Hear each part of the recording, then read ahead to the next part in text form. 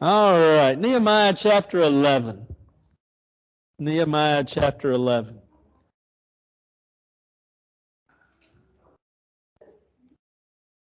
Just look around. Since the wedding, I don't know.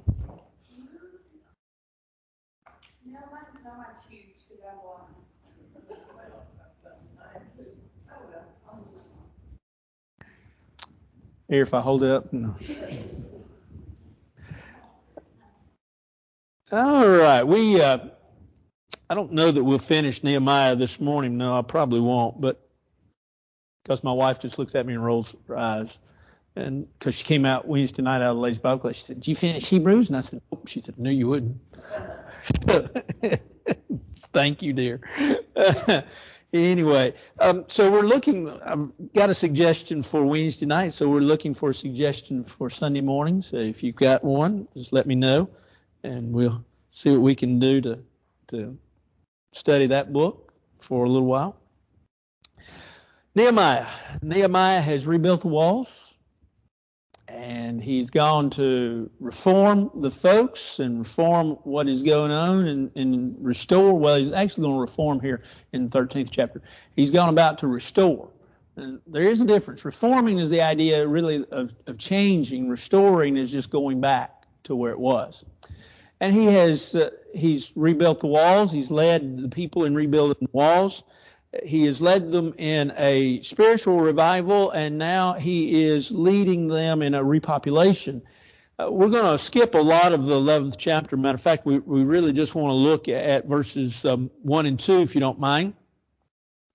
And we'll make mention of what's going on later on. But the leaders of the people dwelt at Jerusalem. The rest of the people cast lots to bring 1 out of 10 to dwell in Jerusalem, the holy city, and 9/10 were to dwell in other cities. The people blessed all the men who willingly offered themselves to dwell in Jerusalem. So basically, it's just a repopulation of Jerusalem. In the 7th chapter, about verse 4, we found that it seems like, at least from the statement there, that Jerusalem was kind of sparse in population, which that's understandable. We've talked about the importance of the having of a wall around Jerusalem, because if you didn't have a wall around Jerusalem, it was a city that was not fortified, easily be overtaken. It's almost like not locking your doors at night. Anybody can come in that wants to. And so not a lot of people lived there. Well, as they rebuilt the walls, they've built the gates, everything's ready to go. There's sort of a restoration with regards to religion that Nehemiah has introduced, and now the people start coming back.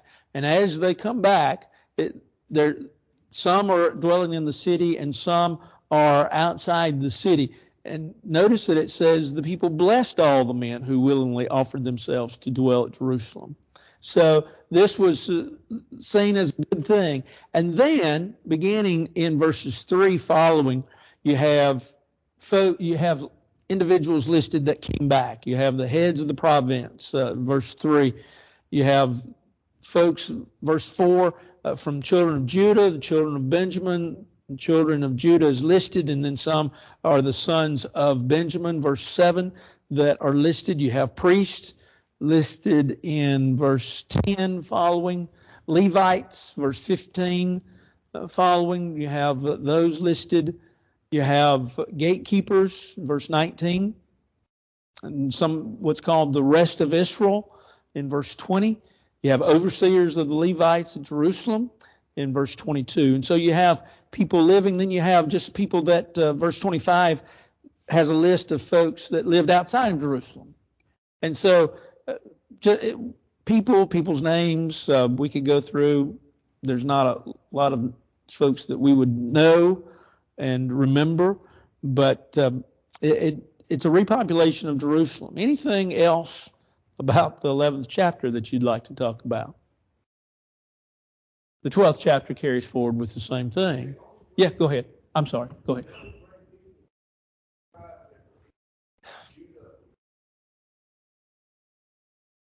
And I want to say yes, but to stand on that firmly, I can't. But it just sounds like that, yes.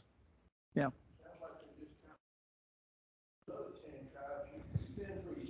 Yeah, good luck.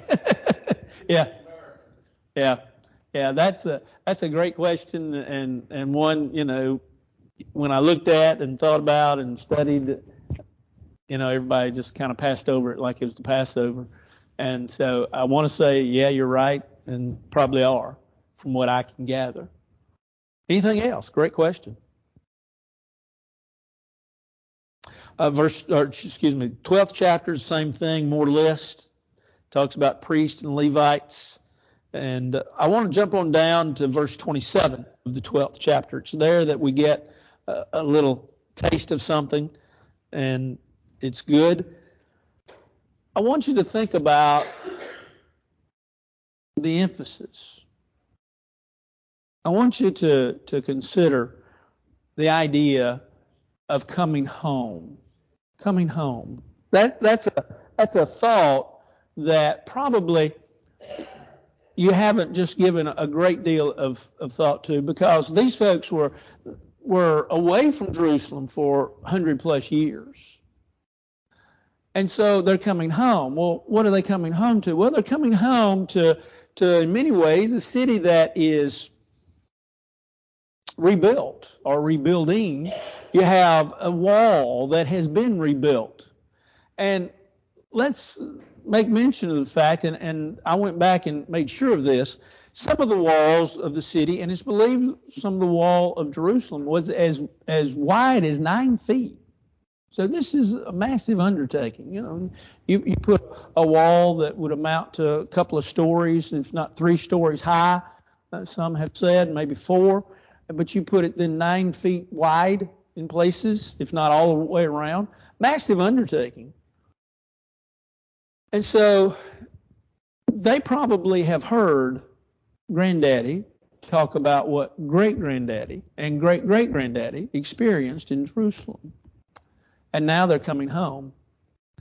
But it's not home for them. Folks talk about going home. It's always amazed me, folks will talk about, well, I've been away from there for 50 years, but I've retired now and I'm moving back. Well, do you have family there? No. Do you know anyone there? No. But I'm moving back. And you know what they say about a year later when I talk to them? It's not home. Go figure. It's changed. It's changed. They're going back to Jerusalem. That's why you see that they had to cast lots to get some back and where they would be, because it's not home. But they're willing to go back because it is considered home base for the Jewish belief. It is where you go. It's where you go to worship. It's the hometown, and so they go back. But notice the emphasis that even while they're back, an emphasis on thanksgiving. This is Nehemiah 12, beginning in verse 27. Now, at the dedication of the wall of Jerusalem, they sought out the Levites in all their places to bring them to Jerusalem to celebrate the dedication with gladness, both with thanksgiving and singing, with cymbals and stringed instruments and harps.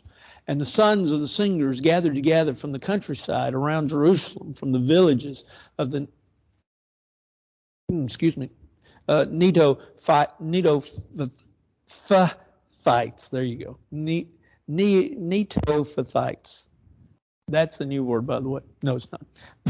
From the house of Gilgal and from the fields of Geba and Asmaveth. For the singers had built themselves villages all around Jerusalem. Then the priests and the Levites purified themselves and purified the people, the gates, and the wall. It's a period of thanksgiving. Hometown is being rebuilt. I was thinking, talking this morning, some were talking about Waverly. I read this morning where there's in excess of 250 houses that are destroyed in Waverly, and over 300 houses that have damage and have fairly extensive damage. How much Waverly will be rebuilt, I don't know. That's a question that I've wondered since the flood. It's matter of fact, we were told this week, somebody that knew us told us not to go back, that it would just break your heart. Well, these folks are going back, and they're going back with the idea of rebuilding and in appreciating what has been done. And notice what they do. There's thanksgiving. They call all the, lack of a better term, just use it as accommodative language. They call all the head honchos. They call all the folks that should be important from a spiritual standpoint, priests, Levites. They call them all back. They call the Jewish leaders back. Come on back. I want you to see the Jerusalem. I want you to see the land. I want you to have, if you will, a period of thanksgiving for what has been done. And I think, at least for me, when I read this and study it, I think that it always reminds us that out of ashes can come great things, but out of those great things, we should always be thankful for where we've been, for the travel, the experience that we've gone through. We may not enjoy it, the work, the labor that goes into it, but then also for the finished product. There's even, if you look at the last, or not the last, but if you look at verse 30, it talks about the Levites purified themselves, the people, the gates. This was really just you go back to Exodus chapter 19, it was a purification rites that the old law had. It was a ceremony, but also symbolically showed that as they went through this process that they were pure, that everything was clean. And we would think it more of for us in this day and age, more like a dedication. You've probably gone through, experienced a dedication maybe at a church building, a renewal of a building, refurbishing of a church building. When I was at Waverly, we actually built, our fellowship hall, which they're using now for sort of as a relief station. When we did it, we had the afternoon service there. I was the first guy to preach a sermon in there. But anyway, we had a dedication service for the new building. That's the idea that went on here. Anything along those lines? There's not a lot there.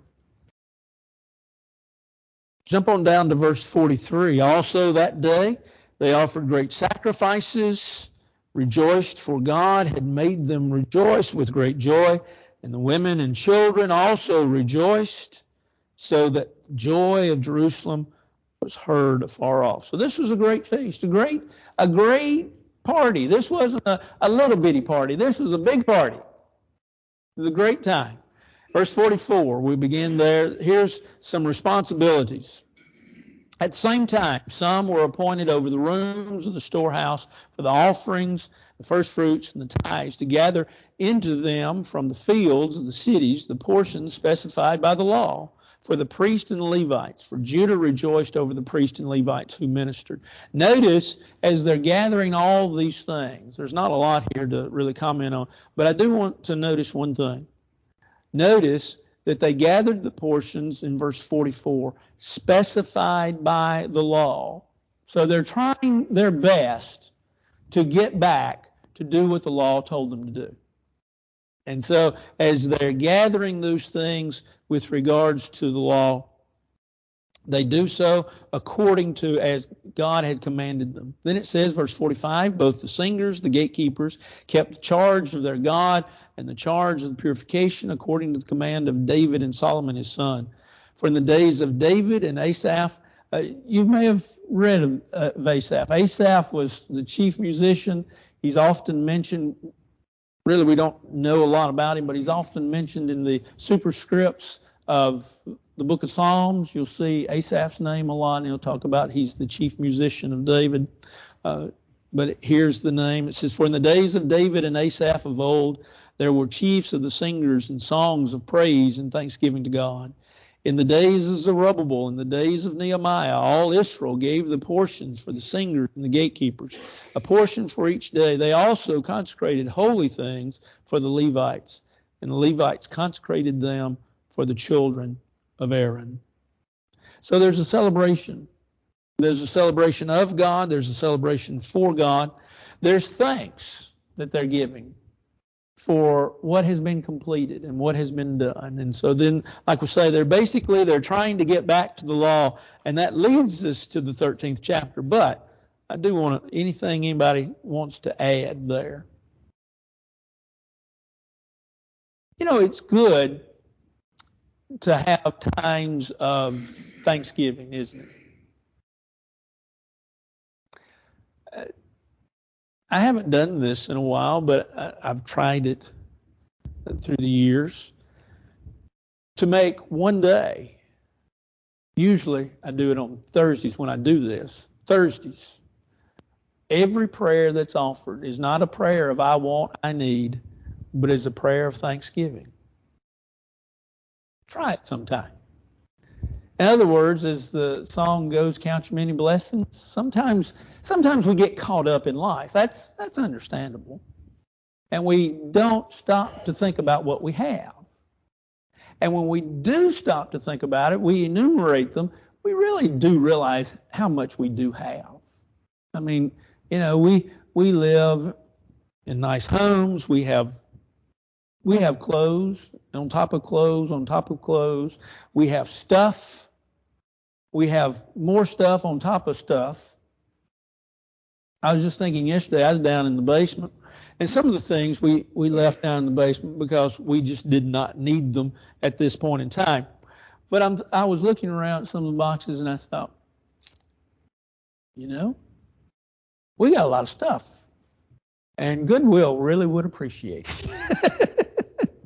But aren't we all like that? I told Suzanne the other day, I said, you know, I believe that you could outfit 4 of those teachers at Waverly with all the stuff you've got in the basement from school. She looked at me and smiled. I don't know if they're going to get any of her stuff or not, but I'm willing to part with it. We have a lot of stuff.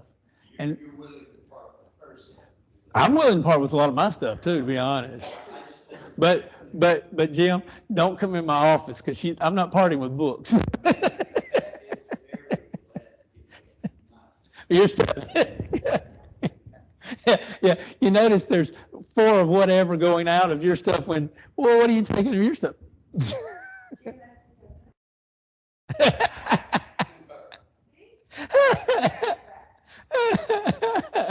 Isn't there's a lot of truth to that.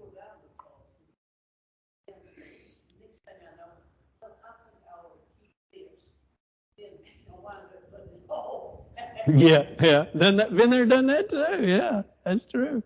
I realize that it hasn't been that long, but when I was a freshman in high school, I had a pair of sweatpants that I loved. And I was just thinking, hey, trust me, they still fit me. They were a little tight, but they still fit me. And I looked for those blue buttons. I looked for them a few years ago. It took her a week to tell me that she was. I got a story I can tell you. When we lived in Waverly, we were moving from Waverly to Dixon, so this would have been December of 1999. I went to the outbuilding, and for 3 Saturdays, in December, kind of cold, but I'd go out there in boxes that we had moved and moved and moved since 1984. And we hadn't even opened them up. And a box that I knew what I was doing when I did it, so yes, I knew what I was doing when I did it, was of Suzanne's notes from college that she had never, and they weren't pertaining to education like they were American history, you know. She's an elementary school teacher. She's not going to teach American history, ever. She's not certified in that. So anyway, in 1999, I threw those away. About 3 or 4 years later, my sweet wife one day says, I want you to go up in the attic. Why? I want you to get my Fred Bailey's notes down. She loved Fred Bailey. He was an excellent history teacher. I didn't have him, but she had talked about him for years. I want you to get my Fred Bailey notes down. Okay. I didn't say anything. Didn't go up in the attic either. A few days later, I need you to go up in the attic and get my Fred Bailey's notes down. about that, honey. That's going to be a little bit hard to do. Why? Well, they're not up in the attic. Well, are they in the outbuilding? Try again. Where's my notes? I said, well, if you really want them, the landfill in Waverly has them. What do you mean getting rid? So I don't know that I'll ever make that mistake again. But it reminds us, and I think that's a good point. I can bring this all back to this, is that there was probably a lot of junk in Jerusalem that had to be taken out and as they refurbished. But they are thankful, and that's a great point. Anything else? Unfortunately, I can find stories in most anything. All right. Well, we get to the 13th chapter. The 13th chapter, especially when we get to verse 4 through the end, there's going to be problems and solutions. There's going to be a reforming, if you will, that Nehemiah is going to show them. We'll talk about it as we get there. Let's get there first. Let's begin with verse 1. On that day, they read from the book of Moses in the hearing of the people, and in it was found written that no Ammonite or Moabite should ever come into the assembly of God, because they had not met the children of Israel with bread and water, but hired Balaam against them to curse them. However, our God turned the curse into a blessing. So it was, when they heard the law, they separated all the mixed multitude from Israel. As we read this and we try to put it in our terms and what's going on in our world today, we have a little difficulty. Now, according to, as they read the law of Moses, the Ammonites and the Moabites were not to be in the assembly. Well, if you go back to Deuteronomy 23, that's right. Only the children of Israel. And you look at that and say, well, okay, these folks were excluded according to the law, and so thus they were going to do what the law said. Now, let's notice a couple of things. Let's notice why God excluded them. Look in verse 2. Because they didn't meet the children of Israel with bread, it says. If you go back to Numbers 22 through Numbers 24, you find a plot that they hired Balaam, and Balaam makes a plot against the children of Israel. And he's going to try to kill Israel with the sword. And so he says, Nehemiah says here in this text, he says, the folks, the Ammonites, the Moabites, they hired Balaam and to curse them. But God, of course, turned supposedly that defeat into a victory. And so verse 3 says they heard the law and they separated. All the mixed, or all the, it says mixed multitudes. New King James says, we might say foreigners. They separated all the foreigners from Israel. We look at that and we really have to take a step back almost. Because to us, that seems like something that shouldn't be done. Well, let's first of all remember old dispensation, new dispensation. God, we talked about, wanted to keep the lines of Israel pure. We're going to see that in a few minutes, or if not in a few minutes, at least next week as we finish out this book. God wanted to keep that, that line pure for the coming of Jesus. And so there was not the intermarriage that was supposed to occur. God has every right to exclude and include those that he wants to. And in the old law, in the Old Testament, Israel was God's chosen people. Matter of fact, remember the prophet wrote with regards to the words of God. He said, I chose you not because you were the greatest, but you were the least. But I have chosen you. Why? Because I loved you. Well, didn't God love everybody else? Well, now remember, everybody else, if you will, And I'm talking about everybody else, Israelites and then everybody else. Everybody else were folks that had gotten out of the law of Moses and had intermarried. Different nations had come about. God secluded some, did not want to include them within what he wanted done. Now, the challenge in Nehemiah's day was to do what the law said, to follow the law. Notice that it says that they read the book of Moses, and it even tells why, but they were at that point in time not doing what God said. Now, let's commend them first of all. We want to condemn them because we say, well, that's exclusion. Well, remember the law they were under. Let's praise them for wanting to do what God told them to do.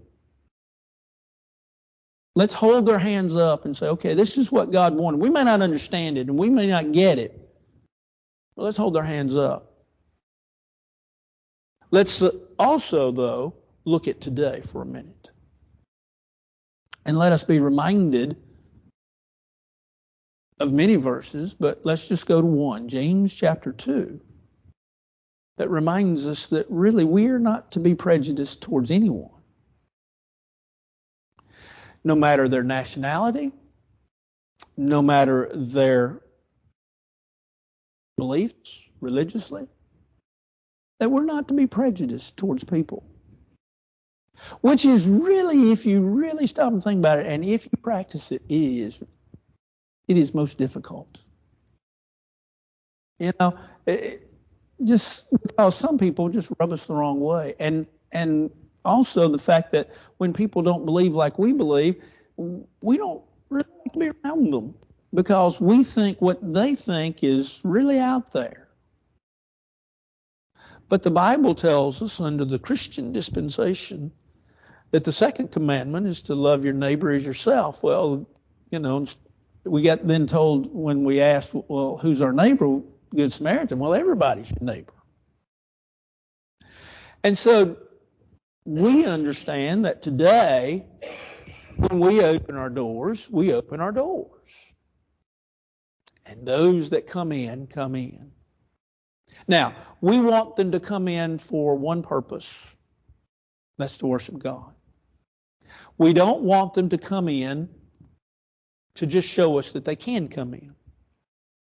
We don't want them to come in to make a scene, to make a spectacle of what we are trying to practice. But if they would like to come in and worship with us, we would hold the door for them and welcome them, and should. And so while we look at chapter 13, the first 3 verses, and we say, oh, you know, that doesn't fit with us today. We understand that. But that was what God wanted at that time. And they were trying to practice it. Anything anybody'd like to add, say, question? Okay. Yeah. I was trying to skip that one. No, go ahead. Go ahead. Yeah. Mm-hmm. Yeah.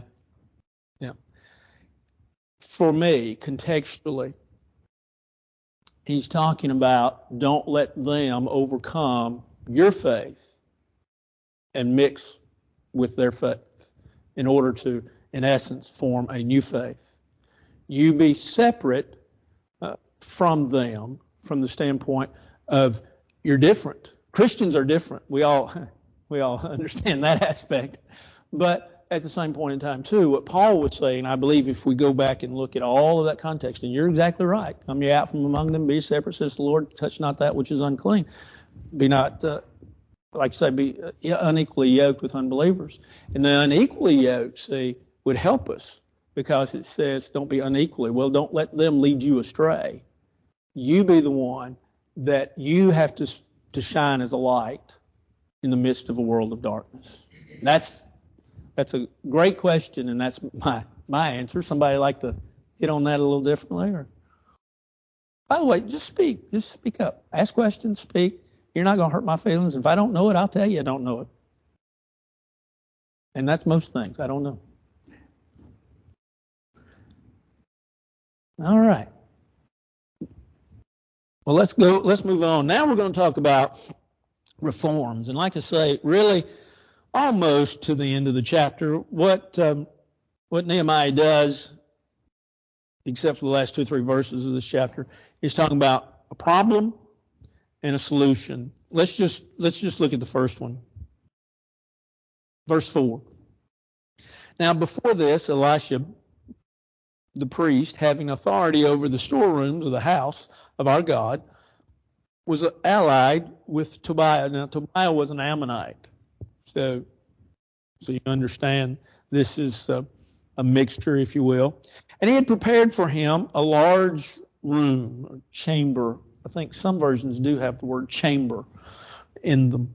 A large chamber, a large room where previously they'd stored the grain offerings, the frankincense, the articles, the tithes of grain, the new wine and oil, which were commanded to be given to the Levites and singers and gatekeepers and the offerings of the priest. So, in other words, the things that they were gathering for worship, they were to be there. But during all of this, I was not in Jerusalem, for in the 32nd year of Artaxerxes, king of Babylon, I had returned to the king. Then after certain days, I obtained leave from the king, and then he begins the solution. And I know there's not a period there, but let's just stop there for a minute. There's really something happening, and then Nehemiah gives the reason. Nehemiah basically says, okay, there was a gathering of stuff for the worship, and here's the problem. They were gathering it, and this really wasn't all it was supposed to be, but now, verse 6, he says, I wasn't there. This is the reason we messed up. I wasn't there. Well, a good leader prepares his followers for what is yet to be while he's not there. But then we ask ourselves, well, how long was Nehemiah gone for? And we don't know. Now, let's commend Nehemiah.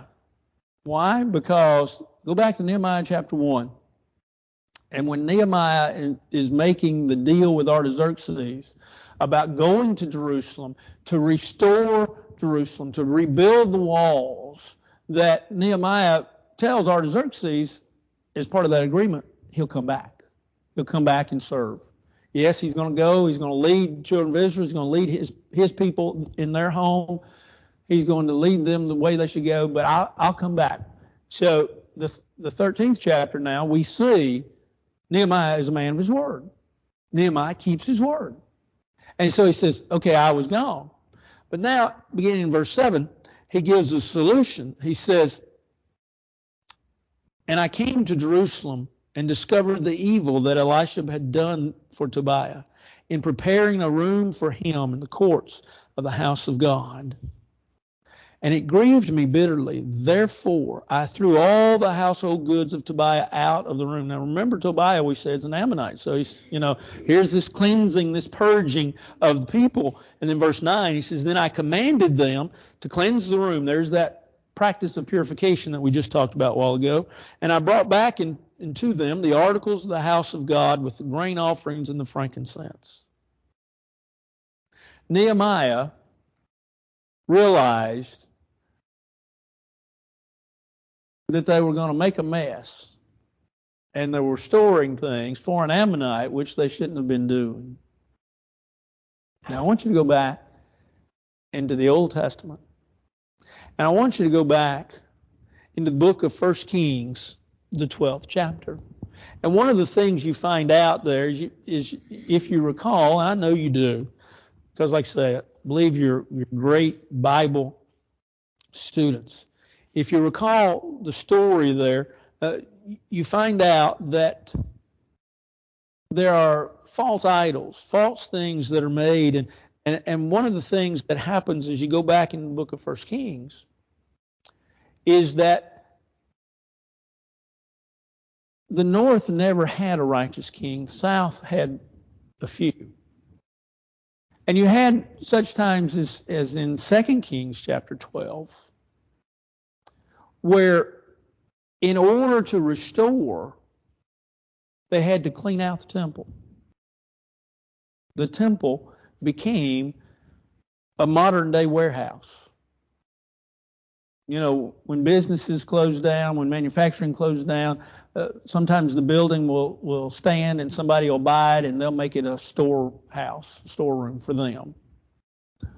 And sometimes throughout the history of Israel, that's what the temple became, was a storehouse, a storeroom.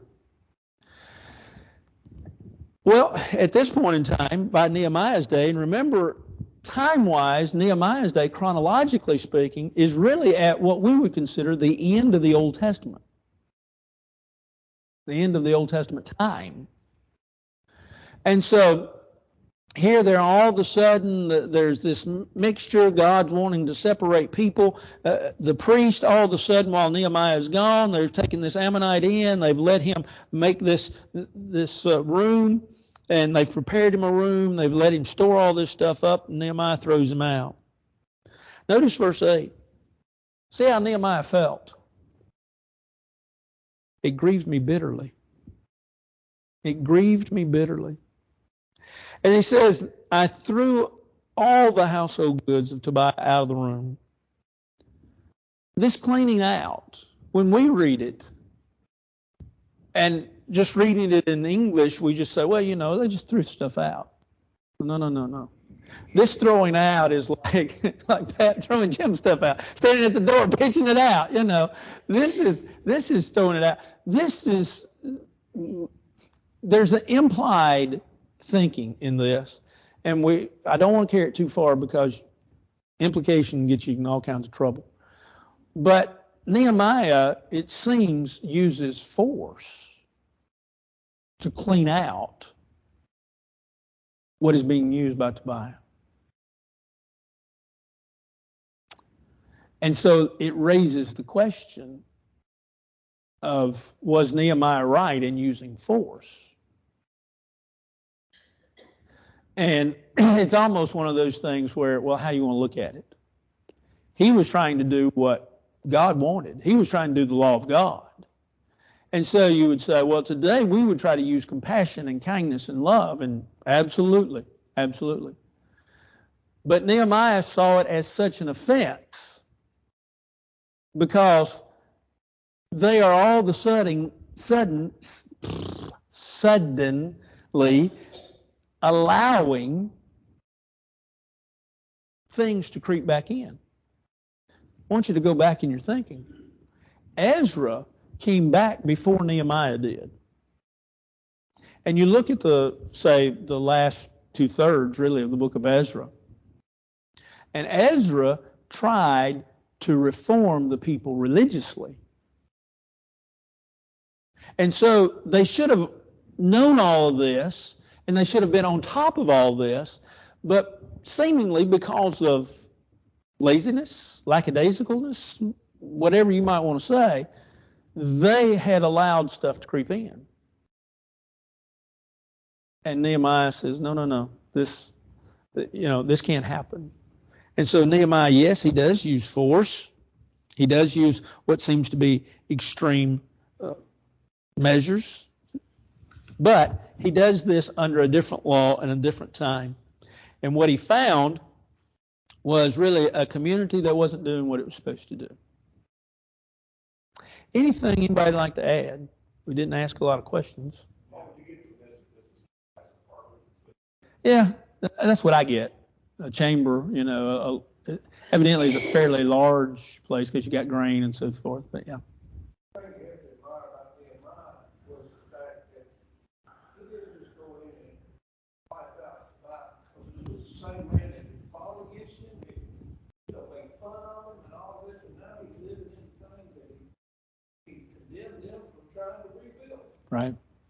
Right. Yeah, that's a good point. We should have gone back. Yeah, Sanballat and Tobiah were the ones that led the criticism against Nehemiah rebuilding the walls.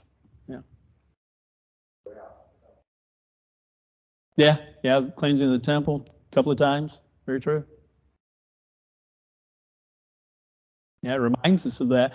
So it gets to a point where we don't need to confuse the idea of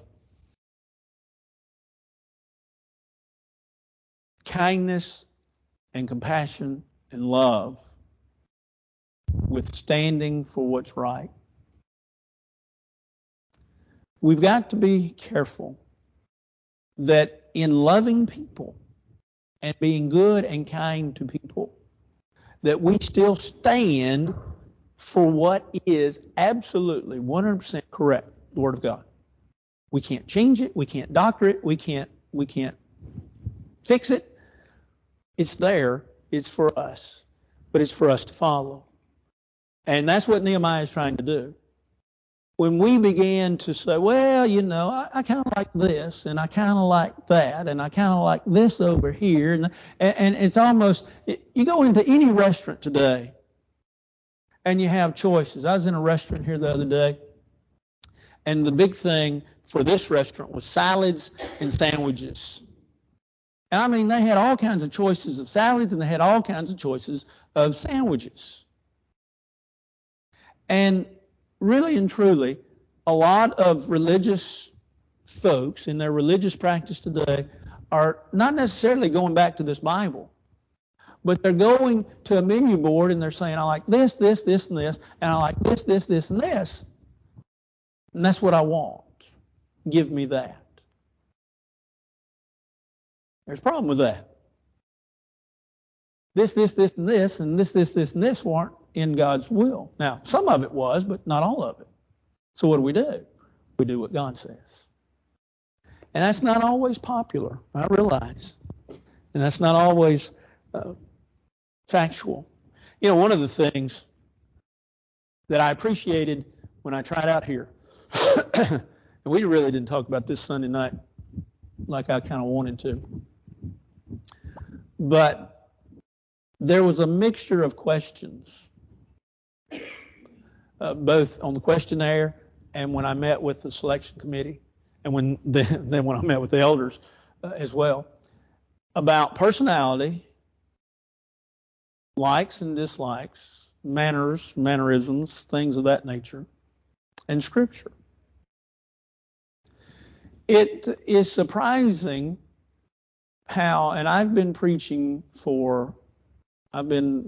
this since 1984, so 37 years.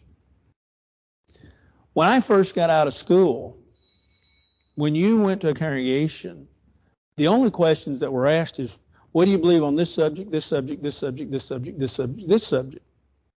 And how you answered. And of course, then they took how you answered from that. What is true, or what was true amongst a lot of congregations, not this one, but amongst a lot of congregations was, well, what version of the Bible do you read? How many seminars do you hold? Where do you go for fellowship? Do you think we can do this? Do you think we can? How many degrees do you have? In other words, it wasn't about the truth. It was about the person. And churches, some of them at least, not all of them, because some of them, they're more interested in the personality than the truth. But some of them are getting into trouble. And the reason, I think, is because in their process, they're not looking at the whole picture. And I think y'all did here at River Road. I think the selection committee did. Joyce back there, Ken, and y'all did, and the elders did here. Whereas a lot of congregations not doing that. And I think that's something that the church needs to think about. But that's just an old man talking. Anything else? We're going to stop right there. There's a good problem that comes up in verse 10, and we'll talk about the solution. We will finish. So like I say, if you've got a suggestion about where we go next, please bring it on, and I'll be glad to see if I can entertain that. We're going to start, by the way, on Wednesday nights. If you come on Wednesday nights, we're finishing up. We're going to finish up the book of Hebrews, and we're going to start on the book of James. Somebody has suggested that, and I think it was a good suggestion, so that's where we're headed. Anything else? You mentioned the committee here addressing appropriately like things. It would appear after listening to a number of churches across the country over the last 10 years that the problem is with leadership. Leadership oftentimes doesn't know what they're doing. Therefore, the committees that are chosen are weakened or watered down and don't know the questions to ask, True. don't know the right responses, and then we get what we get. Yeah, that's true. That's across the board. I think you're right. I think so. I know a friend of mine. I could mention his name. Y'all probably wouldn't know who he is. That preaches up in West Kentucky. And I remember him saying about 15 or 20 years ago, he didn't think he would be able to retire from the church. He's retirement age now, so he could. But he was talking about the change in the church that was occurring then and still occurring now. I will say this, not in defense of elders, but just as a sidelight. It's very difficult to be an elder. My father was an elder for years. I've sat, as a preacher, I'm not an elder, but you're right there at it, so to speak. And I had an elder, Pomona, one time walked in one Monday or Tuesday and sat in my office, and he said, "I wouldn't want to be you." And I said, "Well, thank you. I wouldn't want you to be me either." But I said, "What do you mean?" He said, "I wouldn't want to be a preacher for anything." I said, "Well, why is that?" He said, "Well, you have to please everybody." I said, "You have to remember, I am the minister to everybody." And that was one thing he was trying to learn. He thought I was just his minister, and I wasn't just his minister. I'm the minister to everybody. But is within a congregation the mixture of thought today? Because I think what you're saying is that a lot of folks don't know the Bible. So only what they get at church, and there's no extra to it. And consequently, then, you get this watered down effect. We don't really know what's in the Bible. And so we have to be very careful. I agree with you. Anything else? Good point. All right, let's pray. Our Father in heaven, we're thankful for this day. We're thankful that you do love us, that you loved us enough to send your Son, that you loved us enough to give us your word. And we ask that we will honor and remember both, and we will always hold them close to our hearts. We're thankful for the great book of Nehemiah, for the fact that it does remind us to stay true to your word, stay fast in your word, to love you and to follow you with all that is within us. We ask now that you watch over us, that you be with us, bless us and keep us. For this is our prayer in Christ's name. Amen. Thank y'all.